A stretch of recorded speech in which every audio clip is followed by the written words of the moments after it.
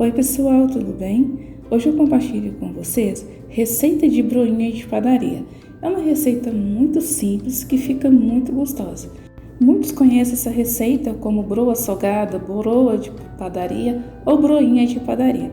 Mas é na padaria que tem próximo do meu bairro vende e é muito gostosa. Espero muito que vocês gostem dessa receita. Em uma panela eu vou adicionar 125 ml de leite, 125 ml de água e 140 ml de óleo. Em um outro recipiente, eu vou adicionar 5 colheres de sopa de polvilho doce, precisa ser o doce, 5 colheres de sopa de fubá mimoso e 130 gramas de farinha de trigo. Agora nós vamos mexer bem e vamos deixar reservado. Então eu vou agora levar para ferver os ingredientes líquidos, que foram os primeiros que nós usamos, que foram a água, o óleo e o leite. E aqui junto com essa mistura eu vou adicionar meia colher de sopa de sal. O sal aqui ele vai depender muito do recheio que você for utilizar. Então agora que começou a levantar fervura, eu vou adicionar os ingredientes secos. E nós precisamos cozinhar essa massa. O processo aqui é como se a gente estivesse cozinhando uma massa de uma coxinha. A gente precisa cozinhar muito bem. Então eu vou ficar cozinhando por aproximadamente aí de 5 a 7 minutos. E esse processo é muito interessante que seja feito em fogo baixo, principalmente se a panela for uma panela fina. Então depois que terminar de cozinhar, eu vou desligar o fogo e vou colocar essa massa em um recipiente para a gente colocar os demais ingredientes. Porém, eu preciso que essa massa esteja completamente fria.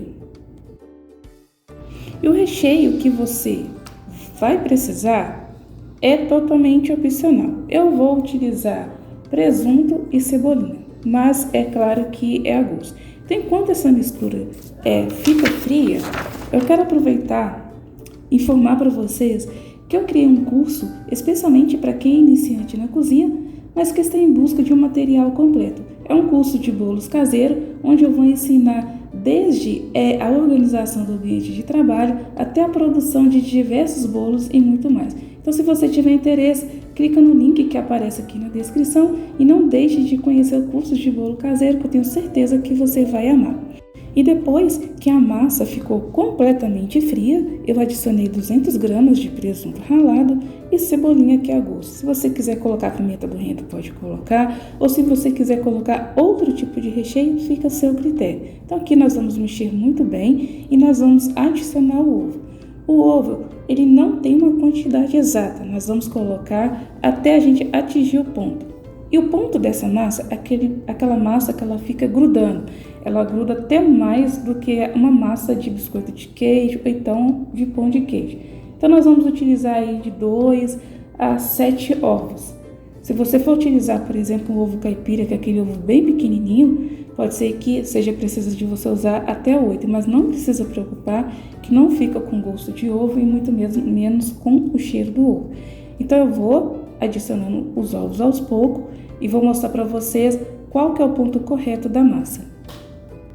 Então eu já adicionei 4 ovos, a massa está grudando, mas ela precisa grudar muito mais. Ela precisa grudar a ponto de você ter que untar as mãos para poder conseguir fazer as bolinhas, tá? Então vai bastante ovos mesmo, tá? E o tamanho do ovo que eu utilizei eu deixei ali no cantinho para vocês verem, tá? Porque tem ovo que a gente usa que é muito grande, né? Então para essa receita eu utilizei um total de 6 ovos, mas poderia ter usado 5, poderia ter usado 7 ou 8, tá? Então, vocês precisam ficar atento em relação ao ponto da massa.